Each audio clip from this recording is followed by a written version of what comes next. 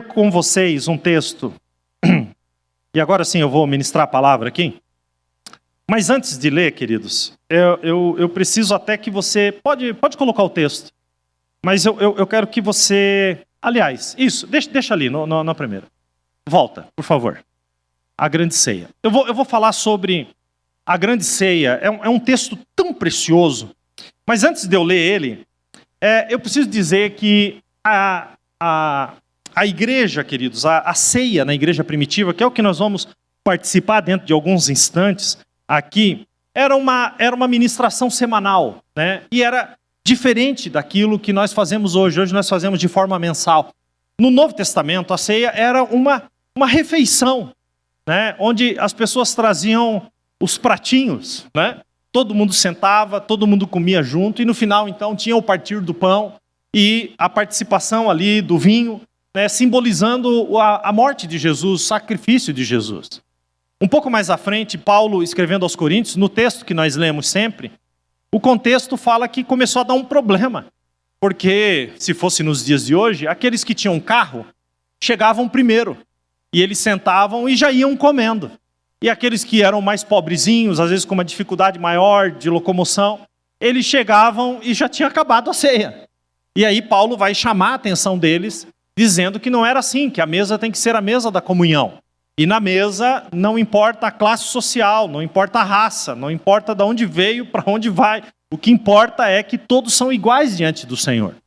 E a ceia era isso, era comer o pão juntos. Era como se alguém abrisse a porta da sua casa. Então quando a gente olha para um jantar, quando a gente olha para a ceia, quando a gente olha para uma refeição na Bíblia, quando a gente olha para um banquete, abrir a casa e preparar uma refeição sempre apontava para um momento de muita honra. Ser convidado para ir na casa de alguém e sentar-se à sua mesa, muito mais do que iria ser servido, era se sentir honrado, era uma honra muito grande. E as pessoas só abriam a porta da sua casa para os outros porque realmente queriam honrar essa pessoa. Então era um sentimento, uma honra de mão dupla. Tanto vai como vem. E até hoje é assim. Hoje, talvez, nós estamos voltando quase que nesse tempo, né? Antigamente, quando eu digo antigamente, não tão antigamente, mas lá na década de 80, 90, as pessoas tinham a expressão, coloca um pouco mais de água no feijão, né? Então todo mundo comia na casa de todo mundo, isso era mais comum. Mas hoje, diante da correria da vida e das dificuldades, quando você é convidado para ir comer na casa de alguém, sabe, a pessoa está abrindo a casa, fazendo uma refeição para você, é realmente uma honra, né? A gente se sente honrado e honra quem a gente quer honrar fazendo isso. Então, na Bíblia Sagrada, na cultura bíblica, quem abria a porta para uma refeição, para um banquete, na verdade estava fazendo um convite à intimidade. E em Lucas 14, que é o texto que nós vamos ler, Jesus está num banquete e as pessoas começam a falar a respeito disso, de estarem juntos. O assunto entra e Jesus aproveita ali uma exclamação de um daqueles homens que está ali, né? O homem exclama: feliz será aquele que comer no banquete do reino de Deus. Ou seja, aquele banquete preparado pelo próprio Deus. Então aquele cidadão estava ali. Eu digo assim que ele levantou a bola, né, para Jesus fazer o gol. Se é que a gente pode fazer essa comparação, mas ele preparou para que Jesus entrasse. Ele diz: feliz é o homem que participar do banquete no reino de Deus. E quando ele fala isso, então Jesus entra contando uma parábola. E é isso que eu quero ler com você. Nós vamos ler juntos. Diz assim, Lucas 14, 16. Jesus respondeu a essa exclamação desse homem: certo homem estava preparando um grande banquete e convidou muitas pessoas. Na hora de começar, enviou seu servo para dizer aos que haviam sido convidados: venham, pois tudo já está pronto. Mas eles começaram um a um a apresentar desculpas. O primeiro disse: acabei de comprar uma propriedade e preciso vê-la. Por favor, desculpe-me. Outro disse: acabei de comprar 5 juntas de boi e estou indo experimentá-las. Por favor, desculpe-me. Ainda outro disse: acabo de me casar, por isso não posso ir. O servo voltou e relatou isso ao seu senhor. Então o dono da casa irou-se e ordenou ao seu servo: vá rapidamente para as ruas e becos das cidades e traga os pobres, os aleijados, os cegos, os mancos. Disse o servo: o que o senhor ordenou foi feito, e ainda há lugar. Então o senhor disse ao servo: vá pelos caminhos e valados e obrigue-os a entrar, para que a minha casa fique cheia. E lhes digo: nenhum daqueles que foram convidados provará do meu banquete. Querido, Jesus conta uma parábola, e a parábola é uma história que Jesus contava, sempre uma história para ilustrar uma verdade bíblica. E essa parábola, querido, especificamente, ela aponta para um convite da graça, ela expressa de forma magnífica o plano de Deus para a salvação. Jesus está comparando nesta parábola Deus a um homem que decide realizar um grande banquete. Jesus está revelando ali a oferta de um homem, de um grande banquete, para que a gente pudesse desfrutar da intimidade com esse pai, com esse homem tão amoroso. Uma grande ceia, aqui nesse texto, está prestes a acontecer. E todos aqueles que, não todos que receberam o convite, mas todos aqueles que responderam ao convite, estão prestes a se assentar nesta grande ceia. Que comparação, que história maravilhosa. Que eu não sei se você sabe, todos nós também estamos prestes a nos sentarmos nessa grande ceia. Porque a Bíblia diz que Jesus está voltando. E quando ele voltar, queridos, nós entraremos nessa grande ceia, a ceia, as bodas do Cordeiro, e nos assentaremos nesse banquete preparado pelo próprio Pai. Olha que expectativa deles e como Jesus faz uma conexão tão maravilhosa. Quando Jesus foi instituir a ceia, que nós vamos participar, ele vai dizer lá em Marcos 14, 22, que ele partiu o pão e disse: olha, tomai e comei, isto é o meu corpo que é partido por vós. Ele tomou o cálice, ele disse: este é o meu sangue, é o sangue da aliança que é derramado em favor de muitos. E aí Jesus diz algo para encerrar isso, ele diz assim: eu lhes afirmo que eu, Jesus, não beberei mais do vinho da videira. Aí ele diz: até aquele dia que beberei novamente no reino de Deus. Gente, isso é uma promessa. O que Jesus está dizendo é: eu estou aqui participando desse momento com vocês, instituindo esse memorial, que é o que a gente vai fazer daqui a pouco. Mas ele diz: eu nunca mais beberei desse aqui, até aquele dia em que eu beberei no reino de Deus. Jesus, ele está apontando para esse banquete, preparado para todos aqueles que responderem ao seu chamado, ao seu convite. E quando eu olho esse texto, eu quero repartir esse texto e tirar algumas lições. E essa palavra é muito importante. Eu gostaria que você realmente redobrasse muito a sua atenção. E eu quero começar falando da primeira lição nesse texto que nós lemos, a iniciativa da graça. Diga comigo a iniciativa da graça. 1, 2, 3. Jesus respondeu: certo homem estava preparando um grande banquete e convidou muitas pessoas. Primeira coisa, eu quero que você entenda, a iniciativa foi de Deus. Foi dele que partiu. Ele preparou o banquete.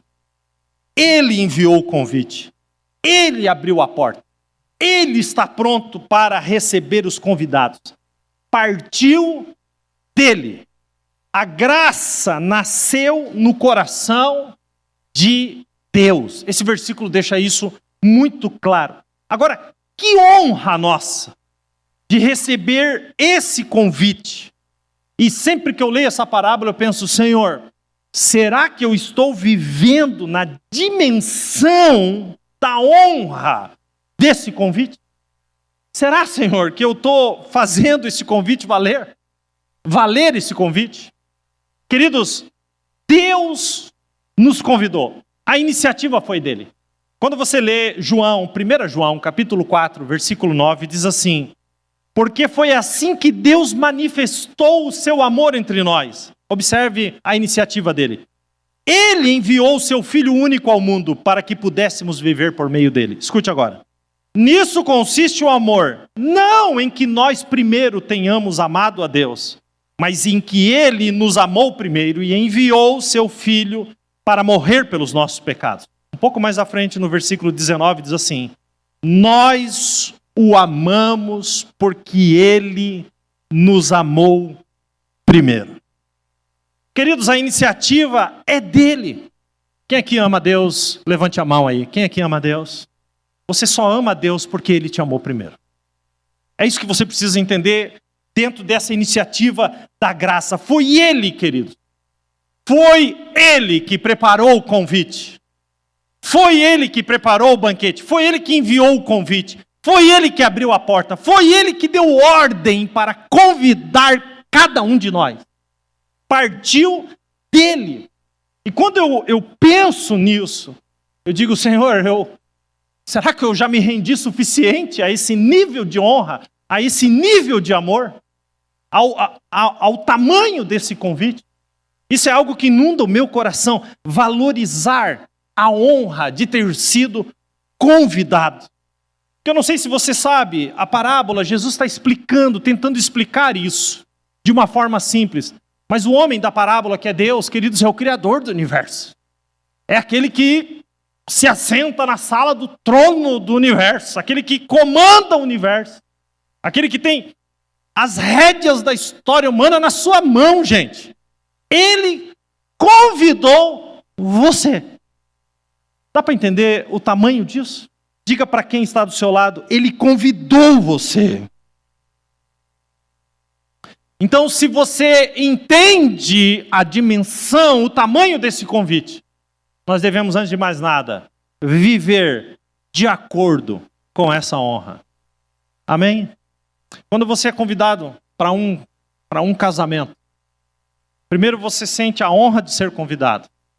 E depois você vai se preparar para aquele momento. Se você é padrinho de um casamento, a preparação é diferente, porque você foi mais honrado no convite. Os noivos separam um grupo de pessoas, que são os padrinhos, que recebem aquela honra. Quando um noivo uma noiva entrega um convite de padrinho para alguém, qual é a primeira frase que sai da boca da pessoa? Que honra! Mas até o dia do casamento existe um processo. E o processo envolve desde a preparação até aquilo que levaremos nas mãos. Sim ou não? Não é assim, gente?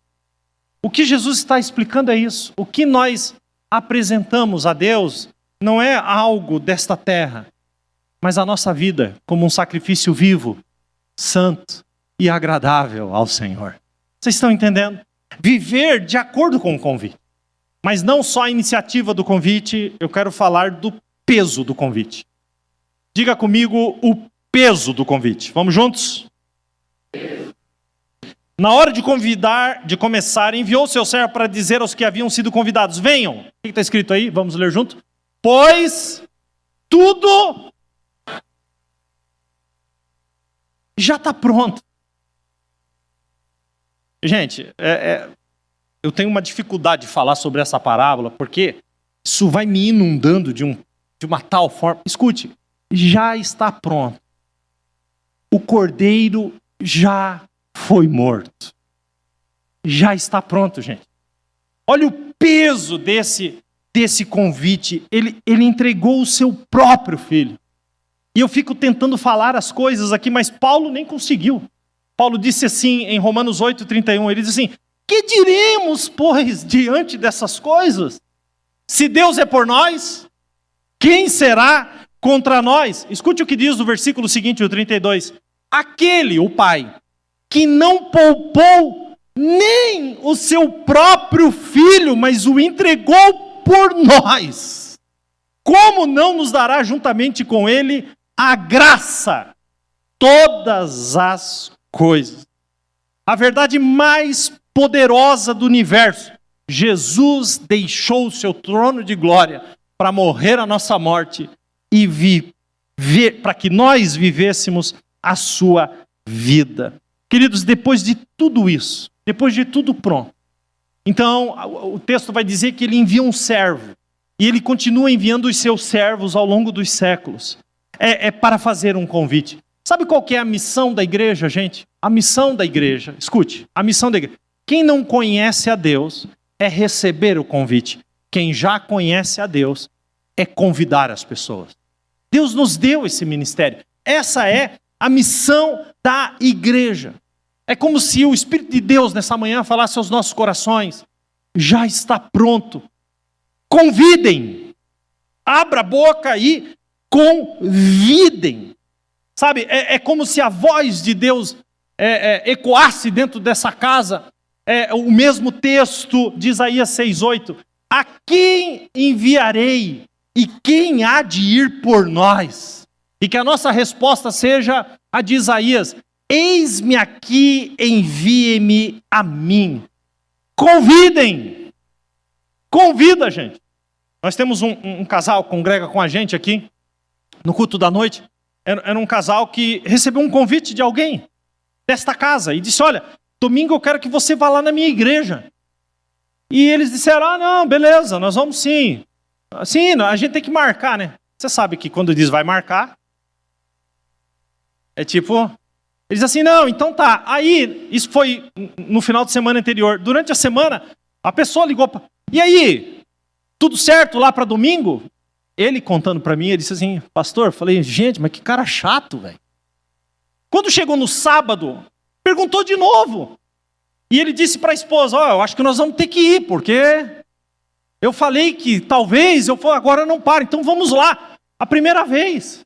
Vamos lá, a gente vai junto. Quando chegou domingo de manhã, 8 horas da manhã, o cara ligou para ele de novo: tô passando, se quiser ir me seguindo.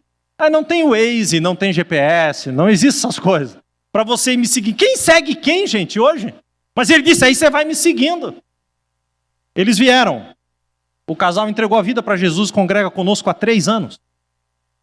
3 anos. Esse casal congrega com a gente. Vocês estão entendendo isso? O que o pai, o homem desta parábola, o que Deus está falando nessa parábola é: tudo já está pronto. Convidem. Convidem. É como se nós tivéssemos a melhor notícia. Queridos, deixa eu deixar uma coisa bem clara aqui para vocês. Deus não estava carente. Vou fazer uma festinha porque eu estou carente. Porque tem gente que é assim, né? Não, eu vou fazer aqui porque eu preciso que alguém venha. Não é pelo prazer da festa, mas é pela própria carência. Eu quero ter pessoas aqui. Não, queridos, Deus não estava carente. Num amor inexplicável. Ele decide nos amar. Nada está acontecendo em curso na história humana maior do que isso. Não há nenhuma ação maior do que isso. Nada é maior do que a graça de Deus. E não existe maior missão da igreja do que anunciar o evangelho. Paulo, escrevendo aos Coríntios 9,16, ele diz assim: ai de mim, se não pregar o evangelho. Olha o nível de responsabilidade. Então, é uma loucura não dizer aos homens a melhor notícia que eles poderiam receber. Olha, Deus está te chamando. E nós, queridos, nós convivemos com tanta gente, não somos capazes de fazer um convite sequer. Não somos capazes de mencionar o tamanho, o peso desse convite. Quantos estão entendendo? Diga amém. Mas não somente isso. Eu espero agora que vocês aí coloquem até o cinto, viu? Para não cair da cadeira. A inconsistência das desculpas. Vamos ler juntos?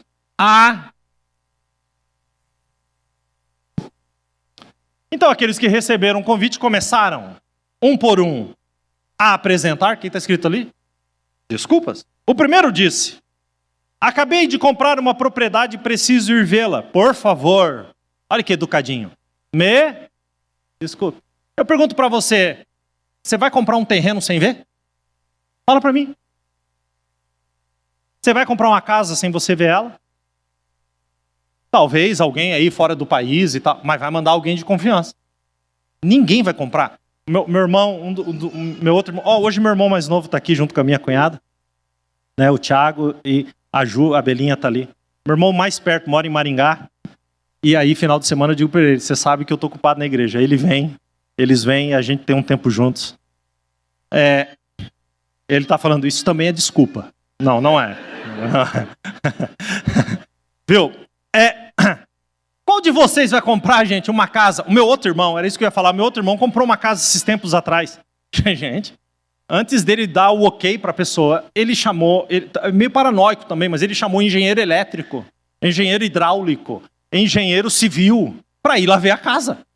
E quando todo mundo deu o ok para ele, tá boa. Ele disse, então agora eu compro. Vocês estão entendendo? Porque isso é natural, gente. Mas esse cara aqui disse assim, ó, eu comprei uma propriedade e estou indo vê-la. Que desculpa esfarrapada. O outro, o seguinte, diz assim, acabei de comprar 5 juntas de boi. Estou indo experimentá-las. Por favor, me desculpe. Desculpa, gente. Quem aqui teria coragem de comprar um carro usado sem dar uma volta nele? Sem abrir o capô, sem mandar ligar o motor? Pois é isso que esse homem está falando. Ele diz, eu comprei 5 juntas de boi, que é o que faz a tração. Era a força mecânica da época. Ele diz, eu já comprei, agora eu vou experimentar. Desculpa, mas isso é uma desculpa. Mas o terceiro é fantástico. Ele diz assim, acabo de casar e não posso ir. Esse nem desculpa pede. Ele acha que o casamento dele, tipo assim, você pirou o cabeção? Eu tô casado, mano.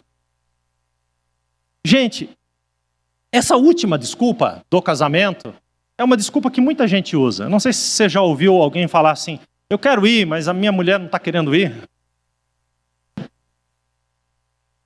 Ah, pastor, eu quero, mas meu marido, eu tenho que ficar arrastando ele. Então, assim, quando ele não vem, eu também não venho. Quando esta parábola termina, um pouco mais embaixo, eu não vou ler agora, mas um pouco mais embaixo, Jesus vai dizer do nível de renúncia que cada um de nós tem que ter. Observem, queridos, que eles receberam um convite, mais.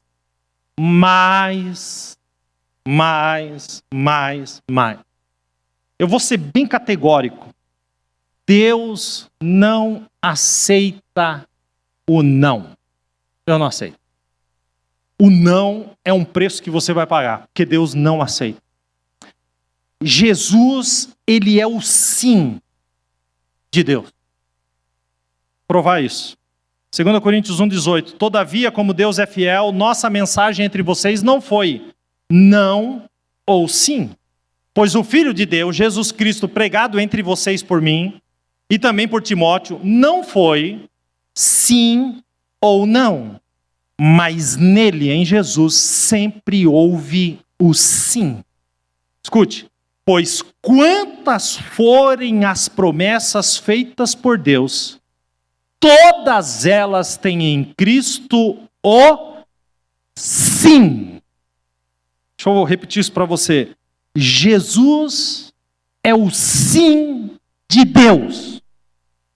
Jesus é o sim, porque o sim custou a morte do Filho de Deus. Por isso não existem motivos, desculpas aceitáveis àqueles que dão não para o convite. Esses já estão condenados. E a gente, como seres humanos que somos, nós gostamos de classificar pecados. E a gente sempre gosta que o outro seja um pecador maior do que eu, para que eu me sinta confortável. Quando na verdade a régua não é quem mais peca, mas sim Jesus. Ele é a nossa régua, nos parecermos com Ele. Mas a gente gosta de classificar os pecados. Mas deixa eu te falar, qual o tamanho do pecado de quem vira as costas para esse convite? Eu vou bater o pé aqui e vou dizer uma coisa. Não existe maior pecado do que desprezar a cruz de Cristo. Do que desprezar o sacrifício de Jesus. E nós negligenciamos a cruz de Cristo. O sacrifício de Jesus de duas formas. Primeiro, desprezando o convite. Mas você está preparado para ouvir isso? A segunda forma de negligenciar é não convidar ninguém para o banquete.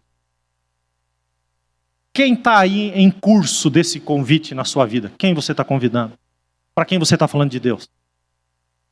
Para quem? Queridos, negligenciar isso é um assunto muito sério. Quando termina a parábola, aqui a Bíblia vai dizer na continuação, aqui de Lucas 14, uma grande multidão estava seguindo Jesus. Eu tenho a impressão que Jesus contou essa parábola e o povo não entendeu, porque Jesus não explicou talvez do jeito que eu estou explicando aqui. O povo não entendeu, então Jesus se vira para essa multidão, depois da parábola, e diz assim, se alguém vem a mim... Está preparado, gente, para ouvir o que Jesus disse para esse povo? Escute. Se alguém vem a mim e ama seu pai, ama sua mãe, ama sua mulher, ama seus filhos, e os seus irmãos e irmãs, e até a sua própria vida, mais do que a mim, não pode ser meu discípulo. E ele vai mais longe, ele diz, e aquele que não carrega a sua cruz, e não me segue, não pode ser o meu discípulo. Querido, Jesus está nos levando a um lugar de compromisso, de despertamento. Então, existem aqueles que rejeitam, assim, agressivamente o convite, né? Não quero que você me fale disso, não. Mas o mais difícil, eu vou te falar bem a verdade, é aqueles que dizem respeitosamente, não. Olha, infelizmente, não vai dar. E vão vivendo as suas vidas, como se não houvesse algo maior preparado por Deus. Eles rejeitam.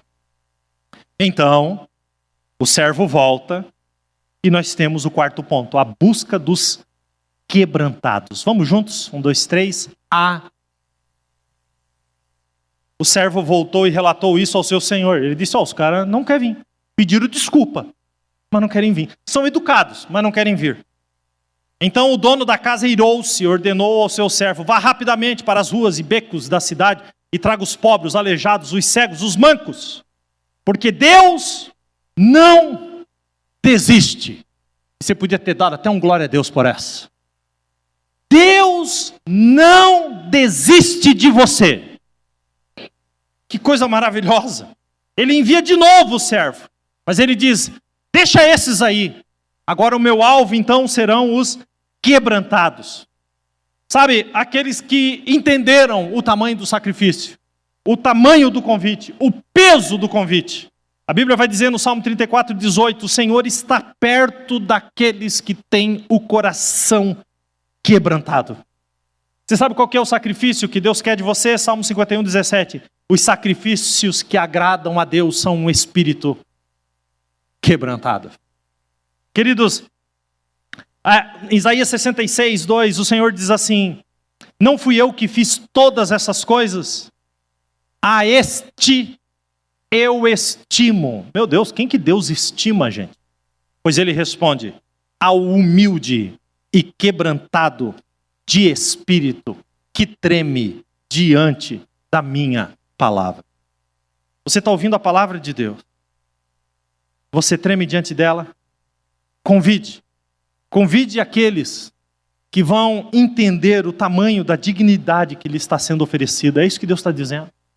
O Senhor está dizendo, convide aqueles que vão se sentir honrados pela minha graça. Glória a Deus que eu fui convidado, gente. Glória a Deus que um servo de Deus fez o convite ao meu coração.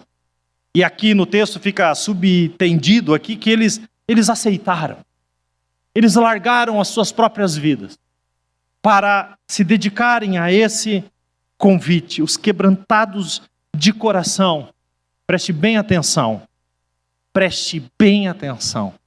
Os quebrantados de coração não fazem a conta do que estão deixando, mas olham para aquilo que lhes está sendo oferecido. Esses são os quebrantados de coração.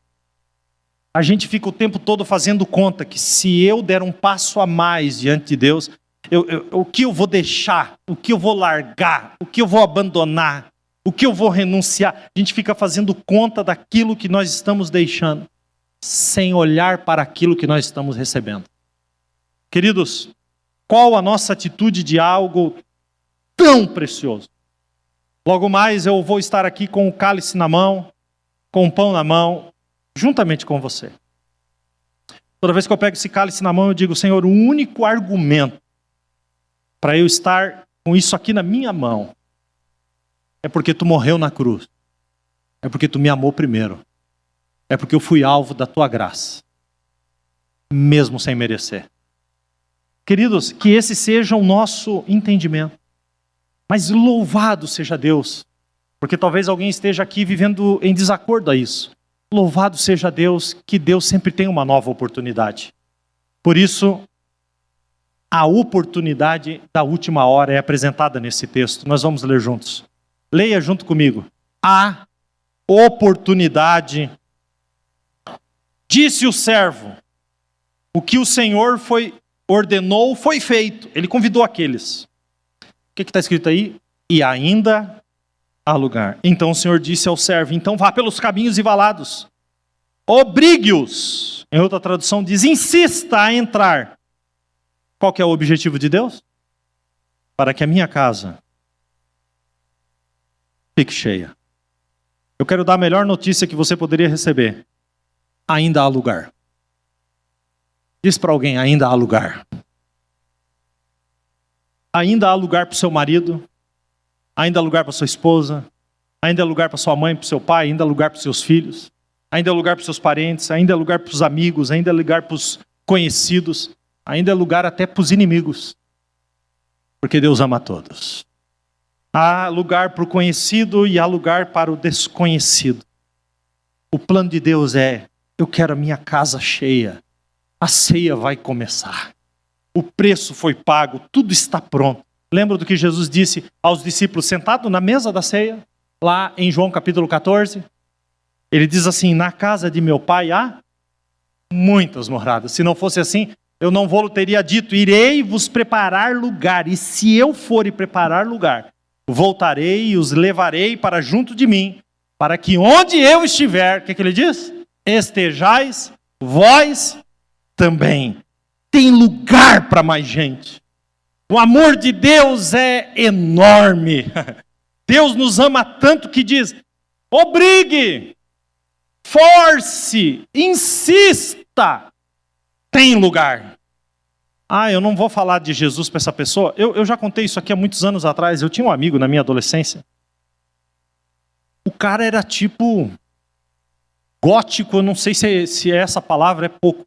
O cara, assim, éramos amigos, mas aquele cara era um cara totalmente doido. Ele fazia coisas horríveis com o próprio corpo. Ele andava todo de preto, com unhas pretas, unhas do pé preto. Gente, isso lá há 30 anos atrás, isso era uma coisa assim. Ele fazia de tudo para chamar atenção. E eu olhava para ele e dizia: meu Deus do céu, esse cara saiu do inferno, acho que vai voltar direto para o inferno, não é possível. Isso não é um ser humano. Cara totalmente pirado. E um dia eu estou ali, já era um pouco mais jovem, eu estou no bairro, de repente eu vejo ele passar do outro lado da rua. De terno, gravata, era quase tão chocante quanto o outro. Dia de semana, 2 horas da tarde. E eu disse: rapaz, como é que aconteceu? Aí eu atravessei a rua, disse: cara, o que aconteceu? E ele disse para mim: não, uma pessoa foi na minha casa, me apresentou algo maravilhoso. Eu disse: cara, sério? Sério. E então, qual religião você é agora? E ele falou uma seita para mim. Que agora ele tinha se convertido a uma determinada seita. Gente, aquilo nunca mais saiu da minha mente.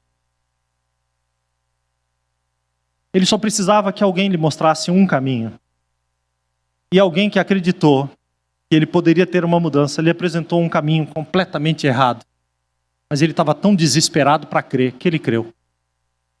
Mas quem apresentou não fui eu. Não fui eu que disse. Não fui eu que convidei. Não fui eu que acreditei. E depois daquilo eu tive outros encontros com ele.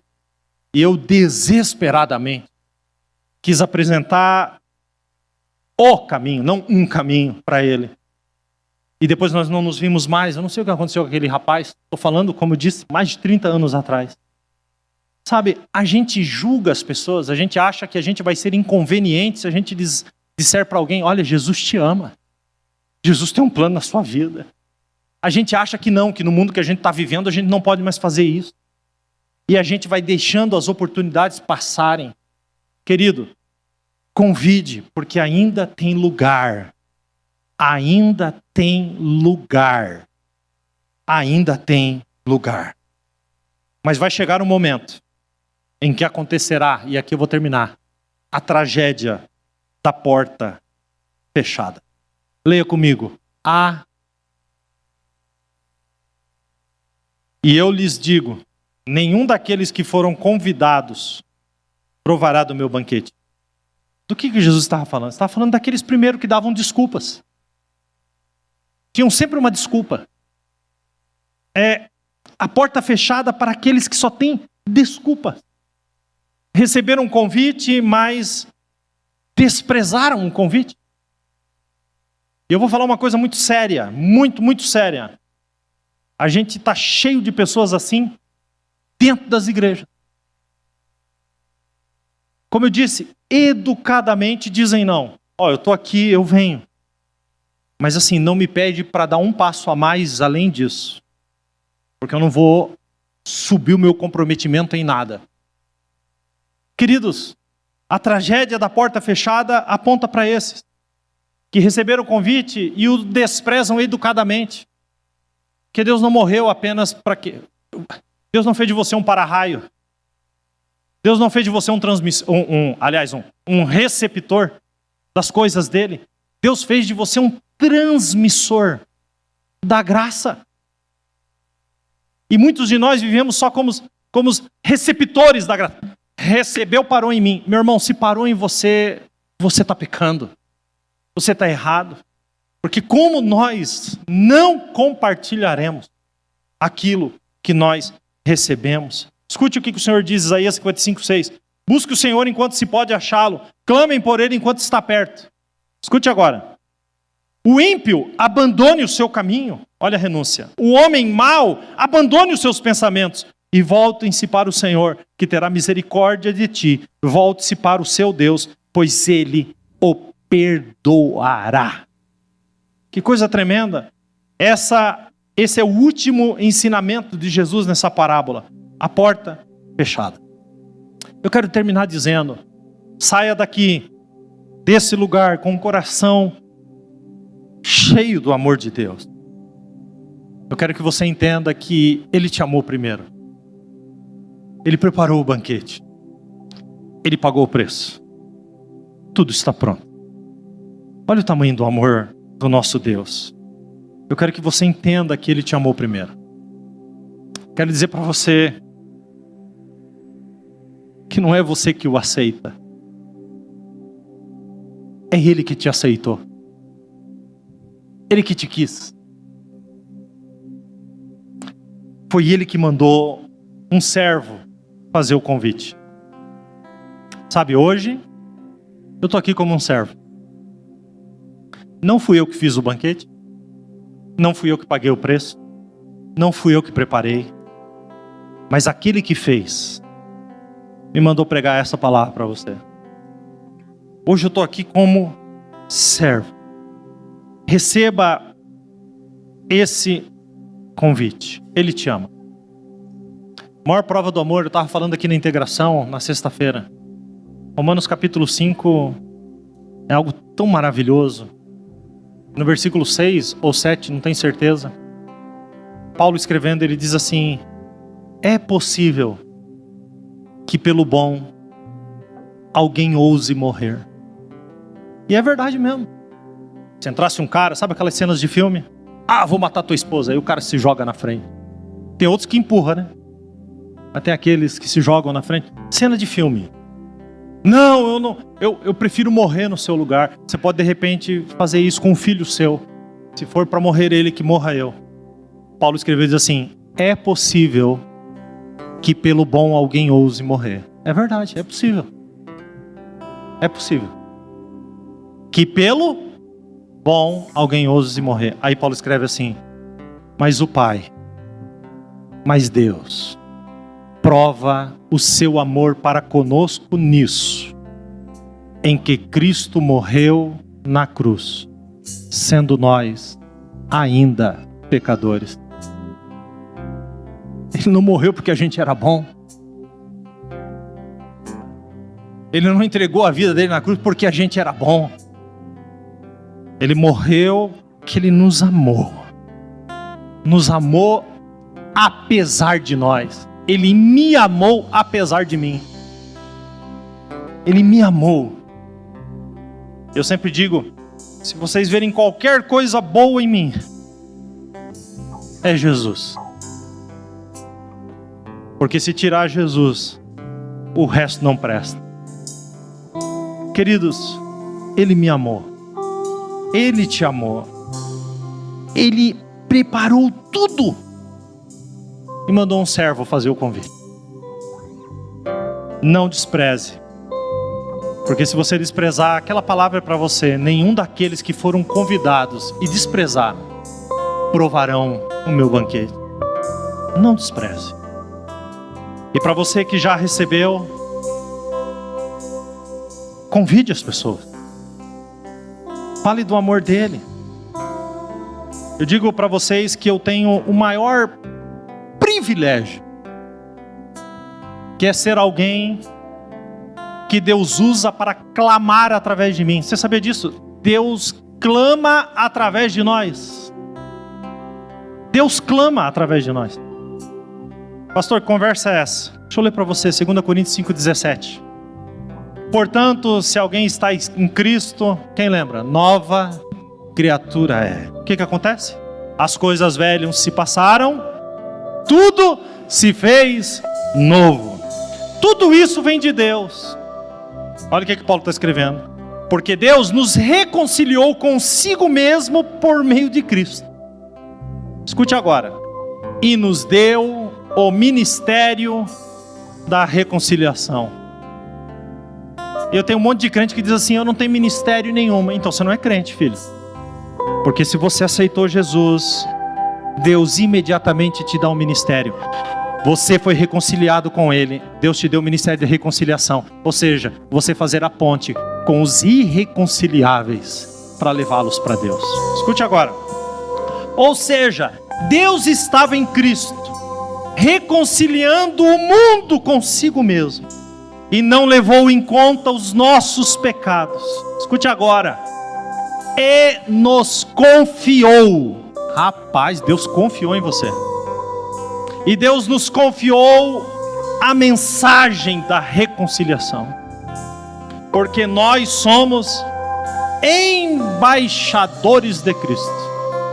Uma vez foram chamar o Billy Graham para ser, vocês conhecem essa história? Billy Graham para ser presidente dos Estados Unidos.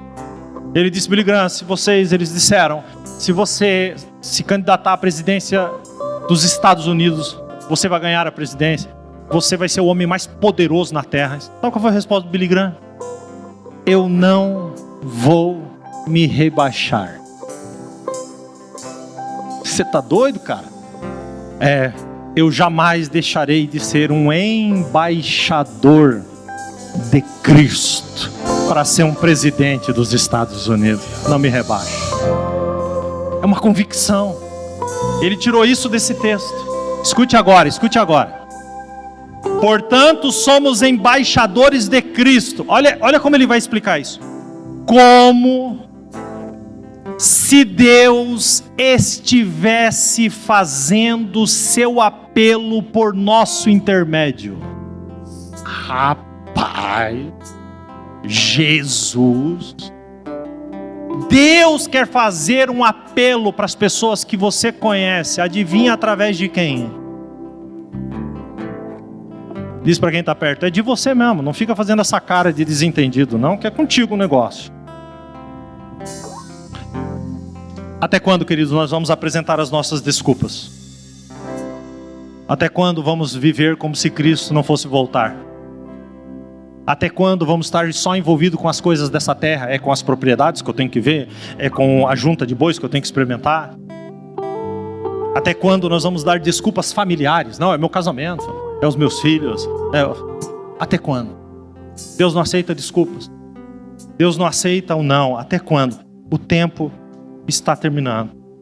Nós precisamos viver uma vida que vale a pena. Eu quero que você fique de pé, por favor.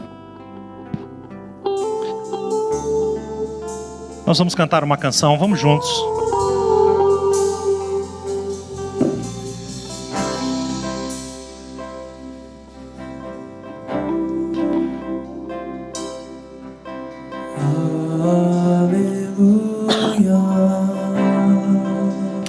Vamos juntos. Aleluia, poderoso é o Senhor nosso Deus.